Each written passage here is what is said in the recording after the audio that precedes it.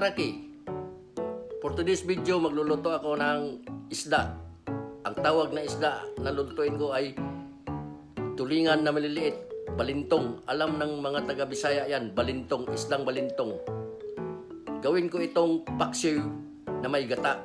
Ipakita ko sa inyo paano magluto ang ginataang paksiw na may talong at pichay. Yan ang halo ko mga karaki. Tara!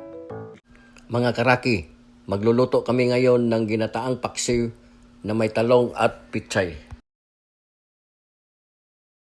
Ito ang isda namin mga karaki, tulingan. Ang tawag namin dito ay balintong, maliliit na tulingan. Alam ng mga Bisayas yan.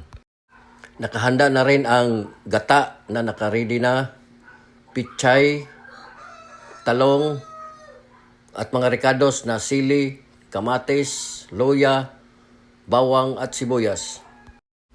Ito na ilagay na natin ang isda sa kawali. Ayusin lang natin paglagay ang isda mga karaki. Ayan, nilagay na ang ating balintong. Alam ng mga Bisaya yan ang balintong, maliliit na tulingan. Masarap yan pag may gata. Ilagay na rin natin ang bawang, ang mga rekados, kamatis, luya, siling haba. At pagkatapos, timplahan natin ng bitsin, asin, at ilagay na rin natin ang talong. Yan.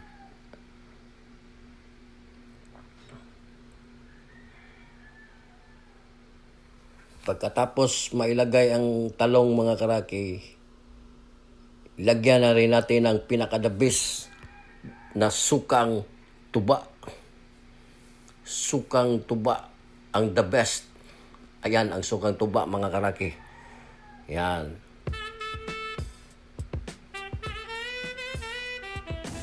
Pagkatapos malagay ang sukang tuba, isa lang na natin mga karaki.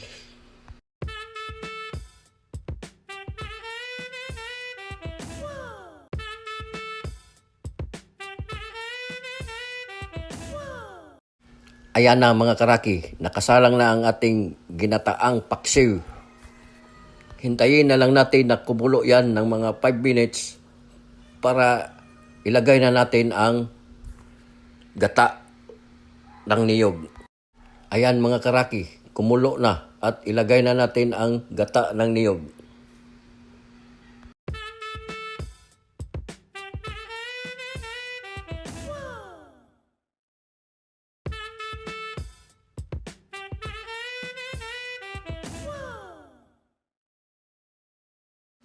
Takpan muna natin at pakuluin muna natin ng isang bisis para ilagay naman natin ang pichay. Yan, kumulo na mga karaki at ilagay na natin ang pichay.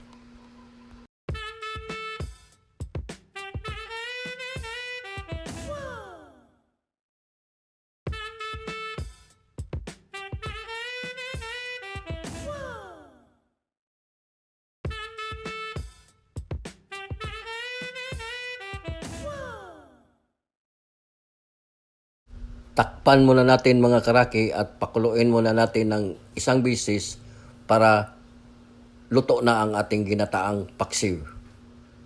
Half cook lang kasi yung pichay mga karaki kaya hindi natin masyadong patagalan ng pagluto. Half cook lang ang ating pichay. Tikman na natin mga karaki. Wow, sarap. Malinamnam ang lasa ng ating ginataang paksiw. Tingnan natin ang isdang balintong mga karaki. Masarap yan pag may gata talaga. Match na match sa gata yan ang isdang balintong mga karaki. Ayan na mga karaki, ayan oh. Ayan. Ayan ang isdang balintong. Ayan, masarap yan mga karaki. Lalo na sa gata. Hanggang dito na lang ang aking video mga karaki. Bye-bye.